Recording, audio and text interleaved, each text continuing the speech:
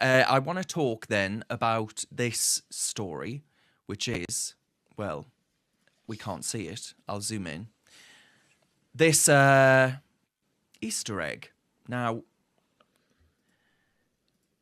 it's in a store. The Telegraph reported this. It's in a store, like a sort of a store that's been set up to actually sell these eggs. Now, this story comes around every single year where people say, we just can't have our Christian heritage.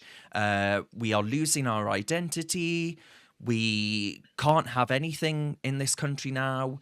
And I think they've got a pretty good point, because they're calling them gesture eggs. Now, obviously, the idea, the inference there being that actually it's much more of a retailable product. It's much more sellable if actually it isn't labelled as an Easter egg, but instead labelled as a gesture egg. And to that, I have only one thing to say. If someone hands me a gesture egg, the gesture they will be getting will be this. I tell you that much for free. Have you seen the hot tick buns, Darren? Yes, I have the hot tick buns. They are literally a diversity checkbox. That is what they are. It's, the bun is like a sort of square shape with a tick on it. It is a diversity tick box. And Iceland are the sort of woke watchers in chief of hot cross buns now, which apparently are offensive to certain communities. I mean, just sod off. Get a life.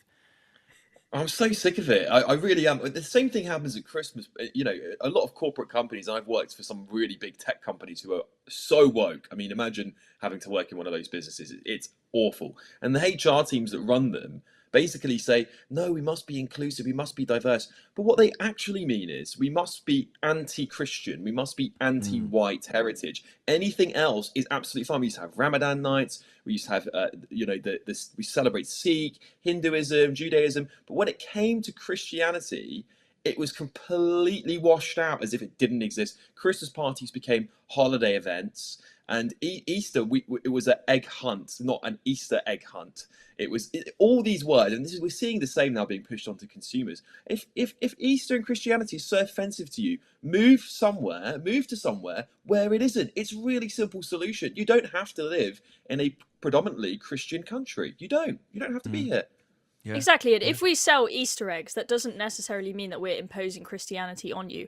You can put them there, and people who want to celebrate Easter can buy them. If you don't celebrate Easter, you do not have to buy it. You have supermarkets with Ramadan sections now, and if they're allowed, if those sections in the supermarket are allowed to be there, let us have our bloody Easter egg section and let us have our hot cross buns. Well, that moves me on to this delightful little snack, which is Kit Kat, and they've released Share the Break with 5 Ramadan characters, and there's perfect example, the Muslim moon and all the rest of it. But can you imagine if someone said, take this off the shelves because I'm offended? Can you imagine what would happen, what they'd be accused of?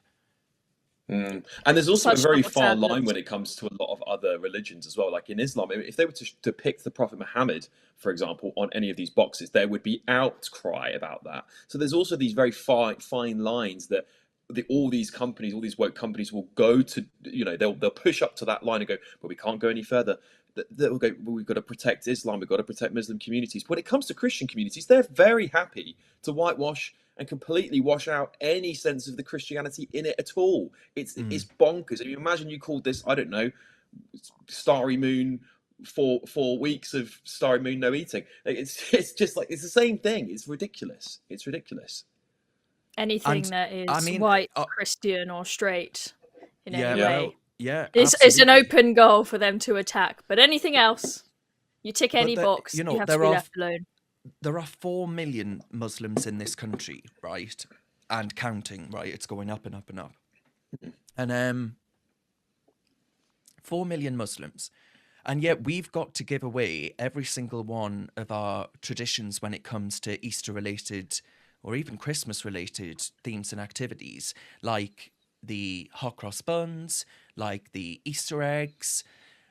It just seems like a constant attrition against who we are, what we've been, what people have brought forward as British tradition for centuries. And we can't have any of that. It's seen as, you've got to bend the knee almost in sort of servitude to cultural enrichment and diversity and all the rest of it, and forget everything that we once were. We've got to be progressive, diverse Britain without any of these old trinkets of the past. And that's why I get so offended by this. Yeah. Well, I mean, as you say, it's Sorry, just go a ahead, small Chloe. minority. This is a small minority of the population, as you've said, only 4 million Brits. As usual, it is the vast majority of us having to completely change our lives for a tiny minority, as it is with the transgender community, a far smaller percentage of the population than the Muslim community, yet the rest of us have to completely change the way that we address each other, apparently. I can't assume that you're a man, can I, Darren? No. Just because there's some tiny minority of people that might be offended. And the same goes for this. It's the same with everything. Sorry, I'm Yeah. laughing there because I've just noticed that one of the trending topics on Twitter is fanny fudge. Oh,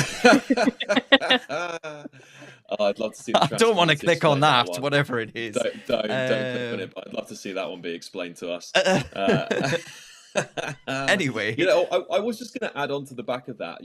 I also feel like the Church of England is extremely guilty of washing itself. Justin Welby is probably possibly the worst archbishop in history, and there's been some appalling ones. And we've seen it time and time again. I mean, we'll talk more about some of these Christian-related topics later tonight, but just like, for example, the allowing of all these people to convert to Christianity, knowing full well we'll get on to that. they have no intention of it. And this is a guy again who's recently come out and is putting forward 100 million, I think it is, to pay slavery reparations. I mean, it's absolutely bonkers. The man has lost his mind. So I think he's doing a lot of damage. And would I want to actually baptize my children in a Church of England church? Absolutely not. I'd rather send them to a Catholic church. And that's a reality for a lot of people who actually believe in the values of Protestantism in this country. They're now worried, am I part of a church that's virtues have got nothing to do with me anymore? Have you got what it takes to be a reasoned presenter? Well, send us a short clip of yourself to join@reasoned.uk, and we might be seeing you on this very channel very soon indeed.